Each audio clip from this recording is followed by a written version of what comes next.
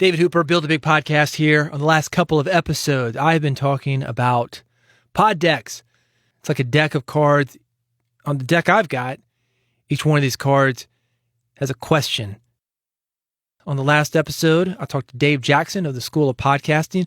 On this episode, I thought it would be fun to take those exact same questions that I asked Dave, ask them to somebody different, and see where you can go with pod decks and where you can go by asking the same kind of maybe off-the-wall questions to see where that would go as far as driving an interview in a different way or to see what people thought about it and just get another opinion. So I did both of those things on this episode. This is Larry Roberts.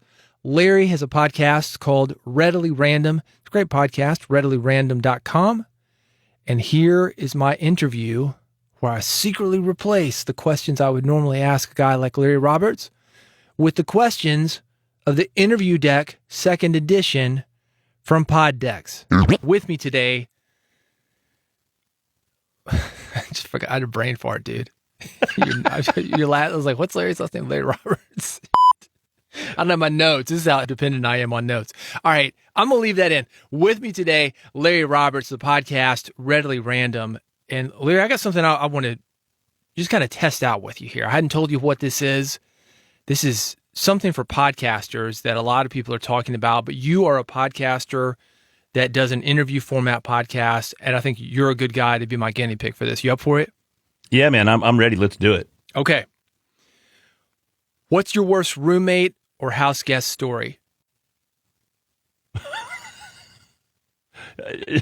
You want me to tell this story, David? Absolutely. There's a reason I brought you on here. Well, probably a good friend of mine from high school came over. We watched some fights, got liquored up. He slept in my kid's room, and in the middle of the night, he wandered through the house buck naked. So that was woke us up, and there he was in all his glory. All right. So follow-up question. How old were you when this happened? Probably about 41. Okay. All right. Next question. What's the dumbest way you've been injured? Oh, I was climbing a rope is probably the dumbest way. I was acting stupid climbing a rope trying to get up into a tree, and the rope snapped, and somehow I cut my eye on the rope. I got like a rope burn on my eye as I fell. That's pretty crazy. Okay. And how old were you? Well, at least there I was in my teens, so I have some, something to stand on there. What's the funniest place you've ever fallen asleep? Oh, at work. Easy. Yeah, work multiple times. All right, don't leave out the details. Oh, it's just all it is I would be at my desk and just this overwhelming sense of boredom would hit me, and the boredom would then lead to sleepiness, and I was tired, and my head would just fall down real slow, and then I'd get woken up by Larry, wake up. And it was so much. I did it so frequently that it became known. I was known for sleeping at my desk, and I had to do something to make that not so known. So it didn't exactly reflect negatively on me in my reviews, When I was in high school, you've got periods in high school, 5th period, 6th period. Sure. A girl in the period before us had fallen asleep in history class. So we walk in for the next period, for our period in history class, and the teacher's like, shh, don't say anything. In the middle of our class, this woman wakes up, girl, we're probably 15 years old. And she looks around. She's obviously like stunned, right? It's not her class. Right. She has an oh shit moment. Everybody busts out laughing, and she runs out of the room humiliated. And we thought it was the funniest thing ever. These days, I think I would look at it a little bit differently, maybe be more compassionate because I know what it's like to be bored to death or just be tired as hell. Right. But it's a memorable moment. So I'm going to tell you why I'm asking you these questions. This is from something called Pod Decks, and poddecks.com is the website. I think it's an interesting way to build rapport with a guest, potentially. It's a little bit off the beaten path. It's not the kind of thing that you would normally talk about on your podcast, perhaps. just kind of random stuff. Although you do have a podcast called Readily Random. It's slightly a fit. Yeah, yeah. It could be a fit. But what I was thinking, I'm curious your opinion on it. It could be a way to build rapport. It could be a fun segment of a podcast. What do you think about that when I ask you those questions? Do you think that it's something that you would use for your podcast or that you'd be interested in answering as a guest? I've seen something similar used in the past where people just make up questions to either end the interviews with or even open the interviews with, as you said, more of an icebreaker type scenario. That's just, for me personally, I don't like the structured question. You know, I'm more of just a off the cuff, let's have a conversation. And then as the conversation builds, I'll make jokes or puns off of however the conversation is going. Yeah. Not many people do that, though, because, well, they like more structure. You know, like we were coming on just a minute ago. You forgot my name, which was rough. But the thing is, you needed your notes, and many people need their notes. Yeah. And if you are in that position where you're not as quick on your feet, here I am trying to think of quick on your feet, and I can't even think of it because I'm not being very quick. But if you don't have that conversational vibe and you need a little kicker, I don't think it's a bad deal at all. Yeah, I think it is something that you would need to think about as far as how you're working to end your podcast. You know what I like about it is I think it shows the humanity of it. So many times as a guest, or we have those guests, people go into that robot mode, like you talk about, that structure. Mm-hmm. Here's the story. Here's how I lost my job. The 5-story walk up. I had a cat. I was living in this kind of lifestyle. And it kind of gets robotic. I think this is definitely one of those things that it's sort of a shocker. It's like, what? What did you just ask me? It can definitely help bring their guard down, you know, with the guest, especially if they're tense.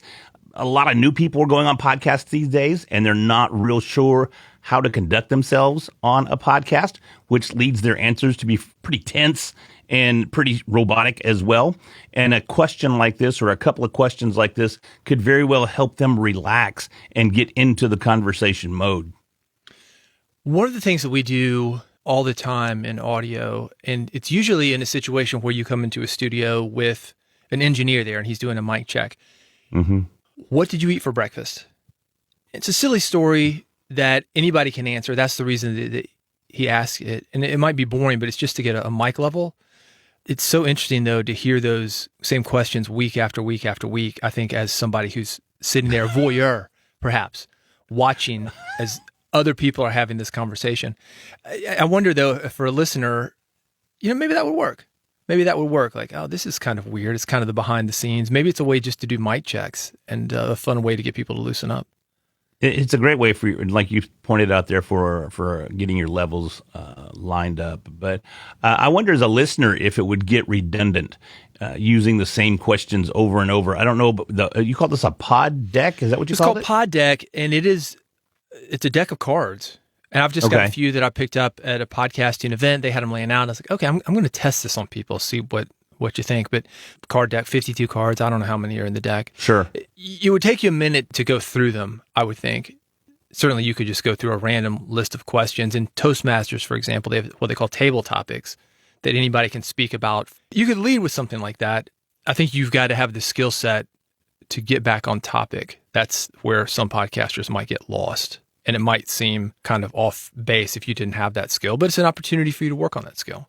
Sure. And instead of coming to a hard stop with these questions, now thank you for joining us now for X, you know, whatever it may be, making those transitions and having those transitional phrases, they're a little difficult at times. You know, I have experience at Toastmasters myself, and the table topics was always great to make you think on your feet and make you come up with a logical response or conversation and transition from one topic to another. So if you don't have that experience, it can be difficult, sure.